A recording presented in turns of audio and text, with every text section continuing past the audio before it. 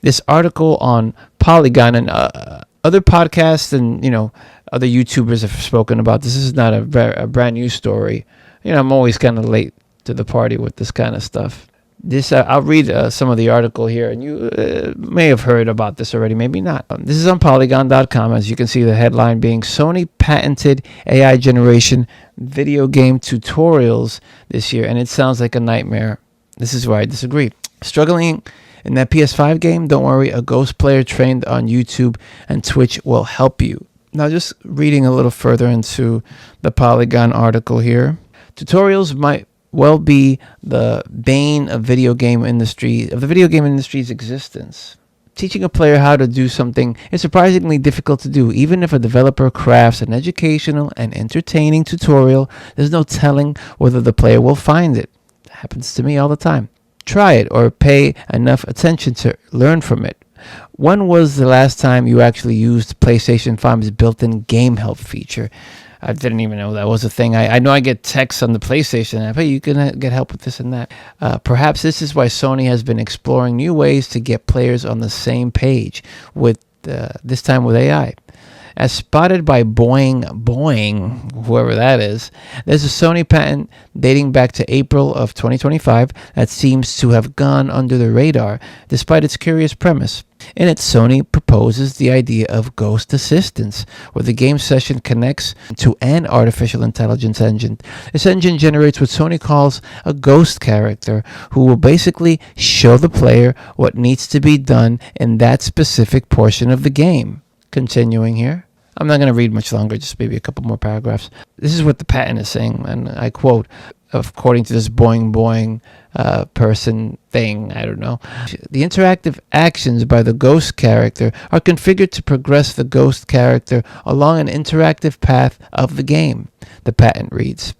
Based on phrasing, it seems the players will have to have a specific mode turned on in order for any of this to trigger, which theoretically means that you can opt out of seeing random ghosts telling you what to do. Okay, that's cool.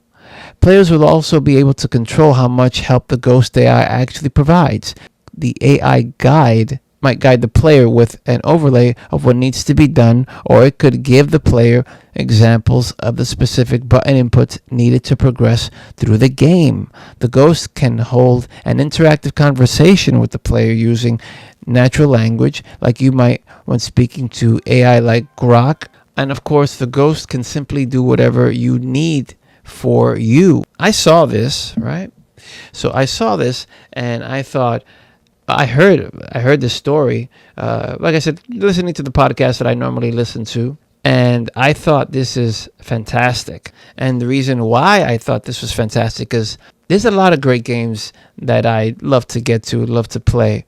As time passes, I'm starting to see video games almost like something that I watch on TV, and this is something else I'm going to be getting into. But if I can play and watch a game in my same kind of session, I'm not mad at that. I am not mad at that, because treating video games kind of like a TV show, you can kind of sit back and enjoy the game and enjoy the story as it plays out. And I'm okay with that, because like if I have the option of watching a streamer, but then, you know what, like I don't want to watch that tonight. I want to play a game, and then I want to also sit back and kind of let the game play itself out. And I could just have sessions where this is happening, especially like a story-based game, like a really heavy story-based game, like an RPG, like one of these games that kind of have branching paths. I'd be very interested in like watching a game and then jumping in, playing, and then watching, and not all in one session, like I said, broken up. But I think this would be a great competitor to something like a Netflix or to something like a streamer, just some other way to interact with the video game, in terms of just like sitting back and watching it.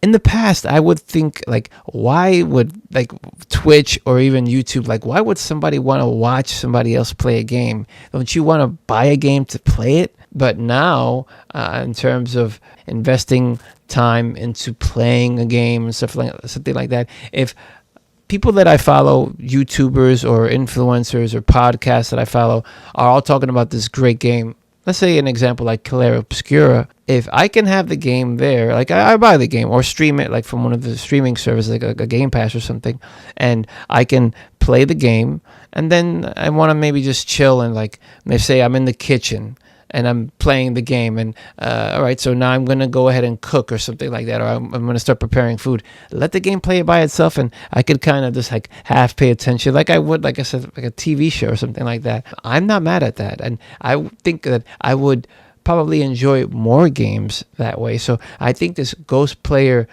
technology, I hope it comes during this generation of the PlayStation 5, and it's not a PlayStation 6 thing. And I hope that Xbox copies it as well. I think this is great in terms of consuming games that have great stories. And maybe we don't all have the time to play, but and I'm not saying that I wouldn't buy it or that I wouldn't, like I said, pay a subscription service to enjoy it.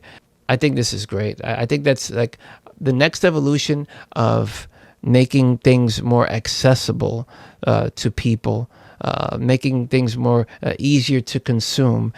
A big feature this generation, which seems so old now, is like the quick resume feature, where you can go ahead, play your game, and then resume it again, like right from the point that you left off. That was a big feature with the Xbox Series consoles when they came out. This quick resume, and I think this would be and like it's like a feature that you feel is like such a normal thing now. I know the Steam Deck does that even with some games. I'm pretty sure the PlayStation does as well. But I think that will be, to use the phrase, a very game-changing feature in the next generation of consoles, if we go that way, because the console sales keep dropping. But I think it's also because the economy and inflation and people having finding work and stuff like that, and things getting more expensive, and food or video games. Food is going to win out normally if you only have so much money, right?